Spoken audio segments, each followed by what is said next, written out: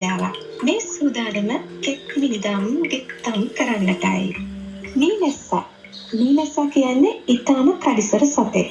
තියුණු තුඩක් හා හුරු බොහෝටි පියාපත් වේගයෙන් සලමින් ඈතින් ඈතට ගොස් මලෙන් මලේ පැණි උරා බොනවා. ඒ වගේම ඒ මල් පැණි ගෙනල්ලා ගස් බෙනවල සාදන ලද මීවදේ තැන්පත් කරනවා. මීවදයට කුඹන හෝ ආකාරයකින් සතෙක් ලං වුණා මීමැස්සා තියුණු දල වලින් පහර දීලා සටන් කරනවා. මීමැස්සා කුඩා සතෙක් වුණත් ඌ තුල තියෙන්නේ බොහොම එඩිතර කමක්. ඒ වගේම හරිම කඩිසර සතෙක් මීමැස්සා. ඉතින් මීමැස්සේ දෂ්ට කළොත් ඒක වේදනාබරයි. නමුත් මීමැස්සා ලෝකේ තුරන් වී ගිය කලක මිනිසාට දැනෙන වේදනාව ඊට වඩා 100,000 ගුණයකින් වැඩි. ලෝකෙට මීමැස්සා ඒ තරම්ම වැදගත්. කෘෂි කර්මාන්තයෙන් 70% පමණ රඳා පවතින්නේ මීමැස්සා මත. මීමැස්සන් විසින් නිපදවනු ලබන මී පැණි ආහාර සුරක්ෂිත කිරීමට පමණක් නොව මිනිසාගේ සෞඛ්‍යයට සහ සමට ඉතා වැදගත්. ඒ වගේම තමයි තවත් කතන්දරයක් කියන්න තියෙනවා. මීමැස්ස ගැන බොහොම ලස්සන ගීතදවල් පවා රචනා වෙලා තියෙනවා. අපේ ජීවිත මේ වදයකට සමාන කරන්නට ගීත රචකයන්ට හැකි වෙලා තියෙනවා. අපේ ලාංකීය ගීත කලාවේ මීමැස්සා ගැන බොහොම ජනප්‍රිය සින්දුවකුත් තියෙනවා. මේ සින්දුව ගායනා කරන්නේ සිටි ප්‍රනාන්දු මහත්මයා.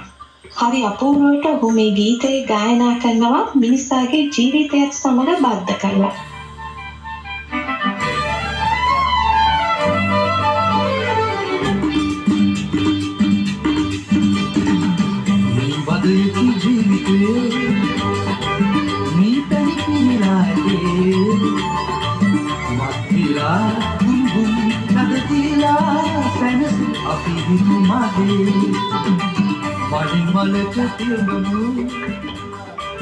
හොඳයි. එහෙමනම් අපි බලමු මේ මීමැස්සාගේ කතන්දරය එක්ක කෘෂි ව්‍යාපාරයක් විදිහට මේ ගනුදෙනුව මිනිසා සිද්ධ කරන්නේ කොහොමද කියලා. ඒ කියන්නේ මීමැසි පාලනය. මීමැසි පාලනය කියන්නේ මිනිසුන් විසින් මීමැසි ජනපද ප්‍රායෝගිකව පාලනය කිරීමට පෙළඹෙන එක. මීමැසි පාලකයා මේ සිද්ධ කරන්නේ මී පැණි හා මී ඉටි එකතු කර ගැනීමට හෝ භෝග පරාගණය අරමුණු කරගෙන.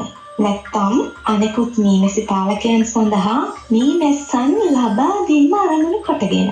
ඉතින් කෘෂිකර්ම දෙපාර්තමේන්තුව කියන්නේ මෙන්න මේ වගේ මීමැසි පාලනයේ යෙදෙන ව්‍යවසායකයින්ට මංපෙත් විවර කරන ඉතාමත් වැදගත් ක්‍රියාවලියක නිරත වෙන දෙපාර්තමේන්තුවක්.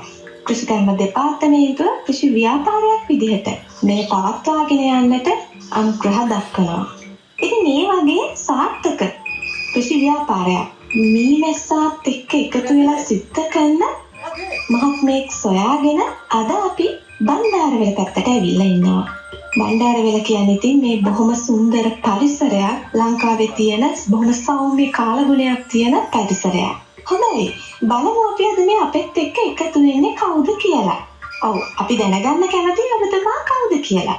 අයිබෝවන්. මගේ සම්පූර්ණ නම යාපා මුදියන්සේලාගේ බණ්ඩාර. ඉතින් ඔන්න යාපා මුදියන්සේලාගේ බණ්ඩාර මහත්මයා තමයි අද කෙත් මිනිදම් ගෙත්තම් කරන්නට අපෙත් එක්ක මේ එකතු වෙලා ඉන්නේ. හොඳයි බණ්ඩාර මහත්මයා.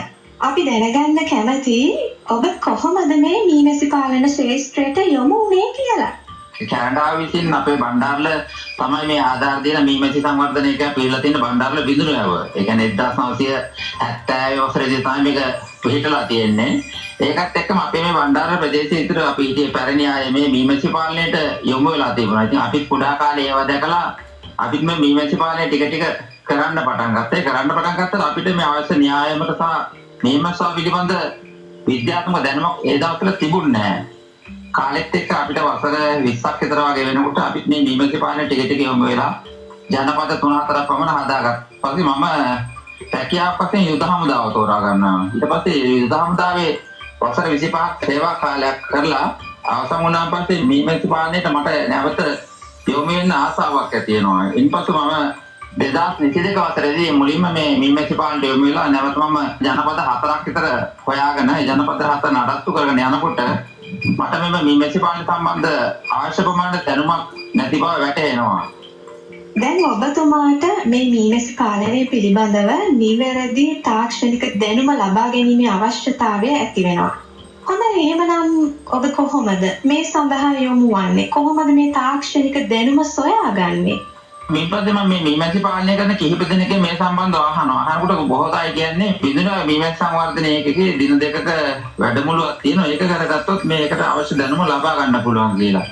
ඒ පස්සේ මම බිඳුන මීමැසි සංවර්ධන ඒකකයේ සහකාර කෘෂිකර්ම අධ්‍යක්ෂ විමුක්ති ගුරුගේ එතුමා හම්බෙන්න යනවා. එතුමා හම්බෙලා කියන මේ මීමැසි පාලනය සම්බන්ධව නිතරම කරුණු විමසනවා. විමසනකොට එතුමා මට කියනවා අපගේ දින දෙකක වැඩමුළුවක් තියෙනවා. ඒකට සහභාගී වුණොත් යම් කිසි දැනුමක් ලබා ගන්න පුළුවන් කියලා. ඊපස්සේ මම එම දින දෙකක වැඩමුළුවට සහභාගී වෙලා හිතවටදී හොඳ දැනුමක් ලබා ගන්නවා. මෙන්න දැනුමක් ලබාගෙන මම මේ ජනපද සංඛ්‍යාව ක්‍රමයෙන් වැඩි කරගෙන ජනපද 8ක් තිබුණක ජනපද 20ක් පමණ කරගන්නවා.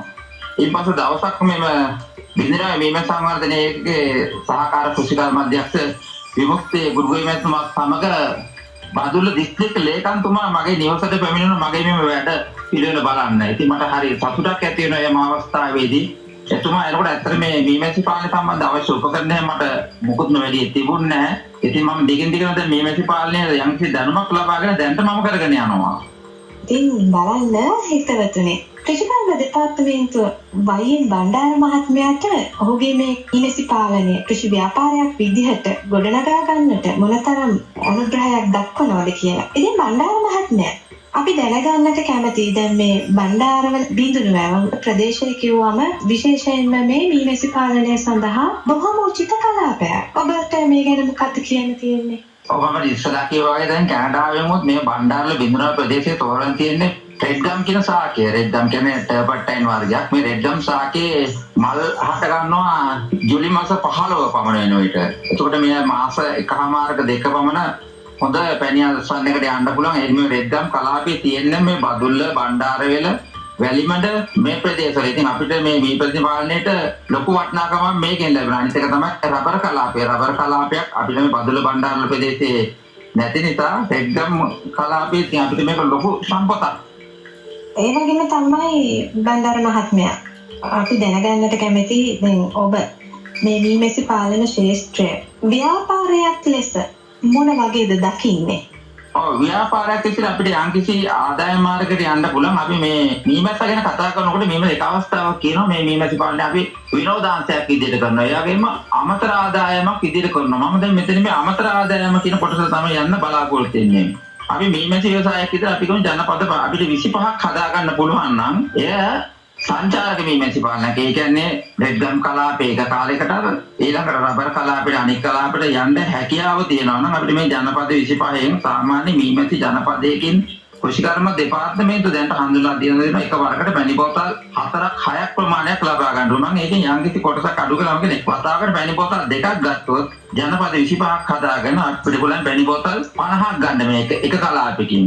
කලාප දෙකටම අපිට යා ගන්න පුළුවන් පැණි බෝතල් 100ක් අවම ලබා ගන්න. එතකොට අපි දැන් දෙලඳ බෝලේ සාමාන්‍යයෙන් මේ පැණි බෝතල මේ දිනවල රුපියල් 4500යි 5500 6004 මිලකට තමයි දැන් අලෙ වෙන්නේ. අපි ඒකත් අඩු කරලා එක මේ පැණි බෝතල රුපියල් 4500කට ගියොත් මේ පැණි බෝතල් 100ක් ලබා ගන්න පුළුවන් නම් එම ව්‍යවසායකයාට 450000ක මුදලක් ලබා ගන්න පුළුවන්.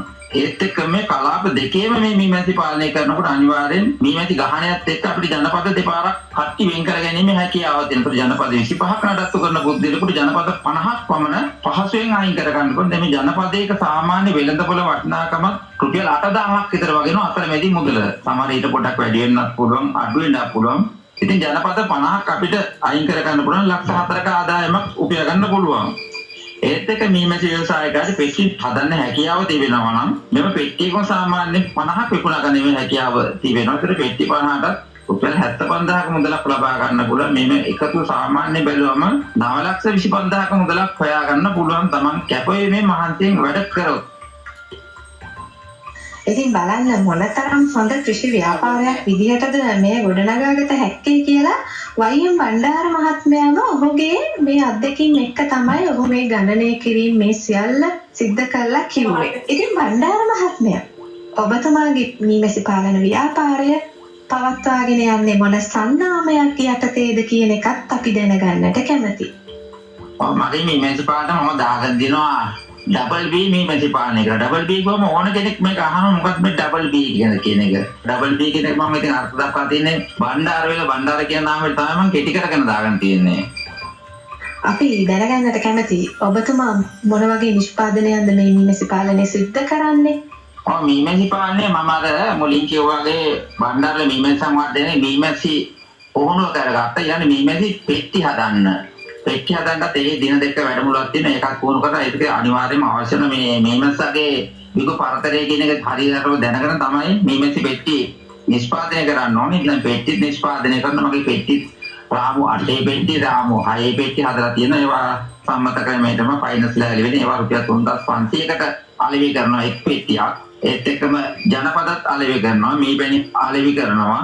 ඒත් එක්කම කාගේ හරි යම්කිසි සේවාවක් තිබුණොත් ඒකට ඉතින් අඩු මුදලකට කරලා දීම හැකියාව මට තියෙනවා දැන්ට. ඔව් එහෙමනම් බණ්ඩාර මහත්මයා අද දවසේ කෙත්මිනිදා මහගෙන ඉන්න අපේ අසන්නන්ට ඔබතුමා සම්බන්ධ කරගන්නට අවශ්‍ය වූ කොහොමද සම්බන්ධ කරගන්නේ? අපි මතක් කරමු නේද දුරකථන අංකය?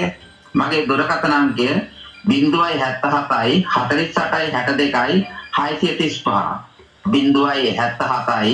077යි 48යි 62යි 635. ඉදිරි බලාපොරොත්තු මොනවද කියලාත් අපිට පවසන්න. සංචාරක මීමැසි පාලනය තමයි මගේ බලාපොරොත්තු. ඒ කියන්නේ මම ජනපද 50ක් පමණ කරන්න තමයි බලාපොරොත්තු තියෙන. තව මගේ වෙනත් කුෂි ව්‍යාපෘතිත් තියෙනවා. ඒ වගාවක් තියෙනවා. ඒවත් එක්කම මේ තට්ටු කරගන්නේ ඒත් එක්කම තමයි ජනපද තව ලබා ගන්න මම එක එක තැන්වල එයාට රුකුල් තබලා තියෙනවා. සෑම නිවසකම තියලා තියෙනවා. යන එන ගමන් එහෙමත් මගේ ව්‍යාපෘති තියෙනවා දැනට. හොඳයි එහෙමනම් අද දවසේදී කෙත්මිනිදම් ගෙත්තම් කරන්නට අපත් සමග එකතු වුණ බණ්ඩාරවල බිඳුනුවැව වයිඑම් බණ්ඩාර මහත්මයාට මේ මීමැසි පාලනයෙන් ඔහුගේ මේ කෘෂි ව්‍යාපාර කටයුතු ඉදිරියට සාර්ථක ලෙස කරගන්නට අවශ්‍ය ධෛර්ය ශක්තිය ලැබෙන්නට කියලා ප්‍රාර්ථනා කරන ගමන් අද අපත් සමග එකතු වෙලා ඔහුගේ වටිනා කියන අත්දැකීම් අප සමග බෙදා හදා ගැනීම සම්බන්ධයෙන් ගුවන්විදුලි ගොවි සේවාවේ රුහුණු ඒකකයේ වෙනුවෙන් අපි බෙහෙවින්ම ස්තුතිවන්ත වෙනවා. ඉරුණාවාදෙන් සඳ කිරුණාදෙන් ඉන්නකිත කාලෙදී රසතරන මිහිරට එක්මි අපි එන්නේ නැසි පොදේ අද කෙත්මිනිදම්